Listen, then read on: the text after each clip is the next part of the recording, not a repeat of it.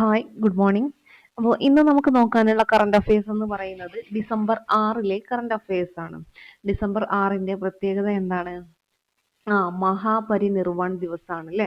Doctor BR അംബേദ്കറുടെ 69ാം ചരമദിനമാണ് ഏത് December 6 എന്ന് പറയുന്നത്. അപ്പോൾ ഡിസംബർ 6 എന്ന് പറയുന്നത് എന്താണ്? മഹാപരിനിർവാൺ ദിവസാണ്. ഡോക്ടർ BR അംബേദ്കറുടെ 69ാം ചരമദിനമാണ് ഈ പറയുന്ന 2025 ഡിസംബർ 6 എന്ന് പറയുന്നത്. അങ്ങനെയാണ് കേട്ടോ. ഓക്കെ, അപ്പം മഹാപരിനിർവാൺ ദിവസം എന്ന് പറയുന്നത് എന്നാണ്? ഡിസംബർ 6-നാണ്. ആരുടെ ചരമദിനം? ഡോക്ടർ BR അംബേദ്കറുടെ ഇപ്പോ കഴിഞ്ഞത് 69ാം ചരമദിനമാണ്. 2025 $8,270 കോടി വാർണർ ബ്രദേഴ്സ് ഡിസ്കവറിയെ ഏറ്റെടുത്ത പ്രമുഖ സ്ട്രീമിംഗ് കമ്പനി ഏതാണ്? നെറ്റ്ഫ്ലിക്സ് ആണ്. 2025 $8,270 കോടി വാർണർ ബ്രദേഴ്സ് ഡിസ്കവറിയെ ഏറ്റെടുത്ത പ്രമുഖ സ്ട്രീമിംഗ് കമ്പനി ഏതാണെന്ന് ചോദിച്ചാൽ അത് നെറ്റ്ഫ്ലിക്സ് ആണ്. 2025 $8,270 കോടി വാർണർ ബ്രദേഴ്സ് ഡിസ്കവറിയെ ഏറ്റെടുത്ത പ്രമുഖ സ്ട്രീമിംഗ് കമ്പനി എന്ന് പറയുന്നത് നെറ്റ്ഫ്ലിക്സ് ആണ്. 2026 ജപ്പാനിൽ നടക്കുന്ന ഏഷ്യൻ ഗെയിംസിൽ ഇന്ത്യൻ ടീമിന്റെ ചെഫ് ഡി മിഷനായി നിയമിതനായത് സഹദേവ് യാദവ് ആണ്. 2026 ജപ്പാനിൽ നടക്കുന്ന ഏഷ്യൻ ഗെയിംസിൽ ഇന്ത്യൻ ടീമിന്റെ ചെഫ് ഡി മിഷനായിട്ട് നിയമിതനായത് സഹദേവ് യാദവ് ആണ്. ഡെപ്യൂട്ടി ചെഫ് ഡി മിഷൻ എന്ന് പറയുന്നത് അചന്ത ശരത് കമാൽ ആണ്. ആരാണ്? അജന്ത ശരത് കമാലാണ്. അപ്പോൾ 2026 ജപ്പാനിൽ നടക്കുന്ന ഏഷ്യൻ ഗെയിംസ് എവിടെയാണ്? ജപ്പാനിലാണ് അല്ലെ? 2026 ഇതിൽ ഇന്ത്യൻ ടീമിന്റെ ചെഫ് ഡി മിഷനായി നിയമിതനായത് സഹദേവ് യാദവും ഡെപ്യൂട്ടി ചെഫ് ഡി മിഷനായിട്ട് അജന്ത ശരത് കമാലും ആണ്. രാജ്യത്തിലെ ആദ്യ Vande Bharat sleeper express route Delhi മുതൽ പാറ്റ്ന വരെ. അപ്പൊ രാജ്യത്തിലെ ആദ്യ Vande Bharat sleeper express route Delhi Patna. Okay, ഇനി 30ാമത് കേരള അന്താരാഷ്ട്ര ചലച്ചിത്രമേളയിലെ മത്സര വിഭാഗത്തിന്റെ ജൂറി അധ്യക്ഷൻ എന്ന് പറയുന്നത് മുഹമ്മദ് റസൂലോഫ് ആണ്. 30ാമത് കേരള അന്താരാഷ്ട്ര ചലച്ചിത്രമേളയിലെ മത്സര വിഭാഗത്തിന്റെ ജൂറി അധ്യക്ഷൻ എന്ന് പറയുന്നത് മുഹമ്മദ് റസൂലോഫ്. അപ്പൊ മുഹമ്മദ് റസൂലോഫ് എന്താണ്? 30ാമത് കേരള അന്താരാഷ്ട്ര ചലച്ചിത്രമേളയിലെ മത്സര വിഭാഗത്തിന്റെ ജൂറി അധ്യക്ഷനാണ്. ഇറാനിയൻ സംവിധായകനാണ് ഇദ്ദേഹം. ഓക്കെ, അപ്പൊ നമുക്ക് എന്ത് ചെയ്യാം? ഒന്നുകൂടെ നോക്കി നോക്കാം. അതായത് മഹാപരിനിർവാൺ ദിവസം എന്ന് പറയുന്നത് ഡിസംബർ 6-നാണ്. ഡോക്ടർ BR അംബേദ്കറുടെ 69ാം ചരമദിനമാണ് 2025 ഡിസംബർ 6 എന്ന് പറയുന്നത്. 2025 $8,270 കോടി വാർണർ ബ്രദേഴ്സ് ഡിസ്കവറിയെ ഏറ്റെടുത്ത പ്രമുഖ സ്ട്രീമിംഗ് കമ്പനി ഏതെന്ന് ചോദിച്ചാൽ നെറ്റ്ഫ്ലിക്സ് ആണ്. ദെൻ 2026 ജപ്പാനിൽ നടക്കുന്ന ഏഷ്യൻ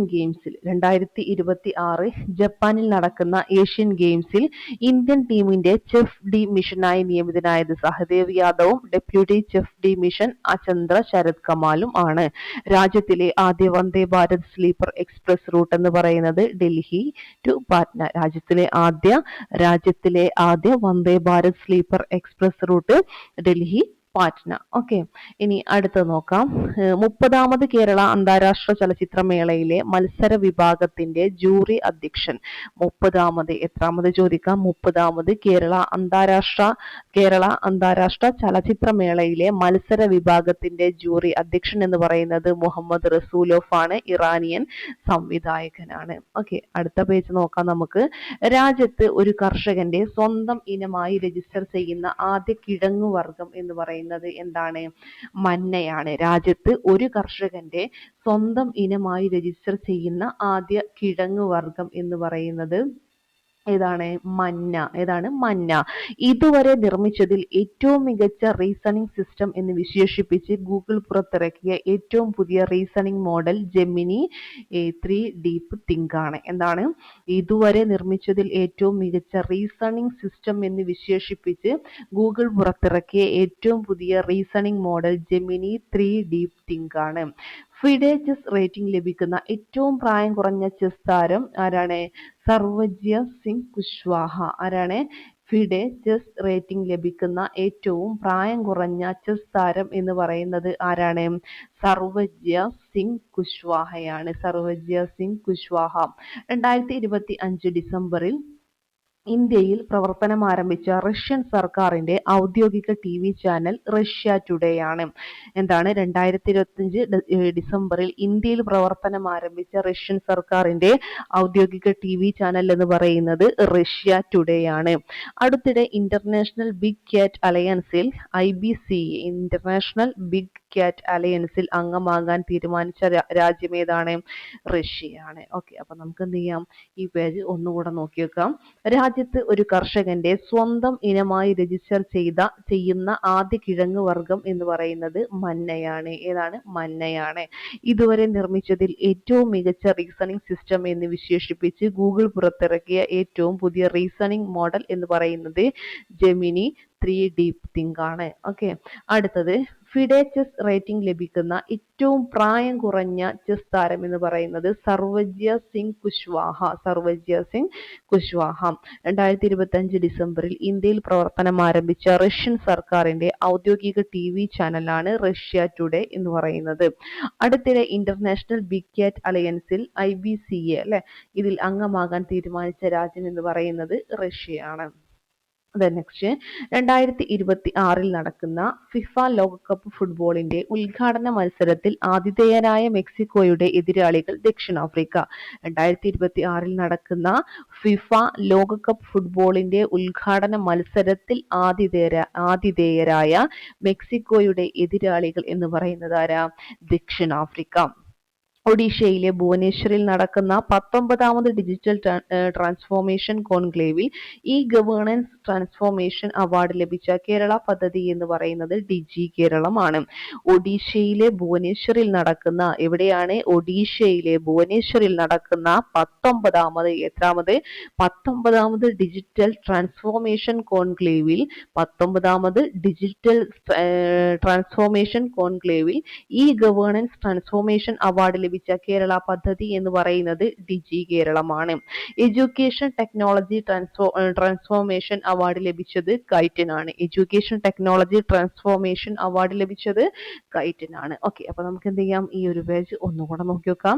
2026 നടക്കുന്ന ഫിഫ ലോകകപ്പ് ഫുട്ബോളിന്റെ ഉദ്ഘാടന മത്സരത്തിൽ ആതിഥേയരായ മെക്സിക്കോയുടെ എതിരാളികൾ എന്ന് പറയുന്നത് ദക്ഷിണാഫ്രിക്കയാണ്. 2026 നടക്കുന്ന ഫിഫ ലോകകപ്പ് ഫുട്ബോളിന്റെ ഉദ്ഘാടന മത്സരത്തിൽ ആതിഥേയരായ മെക്സിക്കോയുടെ എതിരാളികൾ എന്ന് പറയുന്നത് ദക്ഷിണാഫ്രിക്കയാണ്.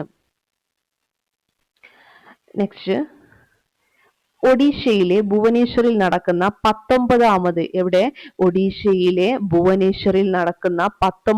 ഡിജിറ്റൽ ട്രാൻസ്ഫോർമേഷൻ കോൺക്ലേവിൽ ഗവേണൻസ് ട്രാൻസ്ഫോർമേഷൻ അവാർഡ് ലഭിച്ച കേരള പദ്ധതിയാണ് Digi Keralam. Education technology transformation award ലഭിച്ചത് കൈറ്റിനാണ്. എഡ്യൂക്കേഷൻ ടെക്നോളജി ട്രാൻസ്ഫോർമേഷൻ അവാർഡ് ലഭിച്ചത് കൈറ്റിനാണ്. ഓക്കെ, ഇത്രയും കാര്യങ്ങളാണ് നമുക്ക് ഇന്ന് പഠിക്കാനായിട്ട് ഉള്ളത്. അപ്പോൾ ഇത്രയും കാര്യങ്ങൾ കൃത്യമായിട്ട് പഠിക്കുക. പഠിച്ചതിന് ശേഷം മാത്രമേ എന്ത് ചെയ്യുക, അപ്പോൾ എക്സാം അറ്റൻഡ് ചെയ്യാനായിട്ട് ശ്രമിക്കുക. ഓക്കെ, അപ്പോൾ ശരി, താങ്ക് യു.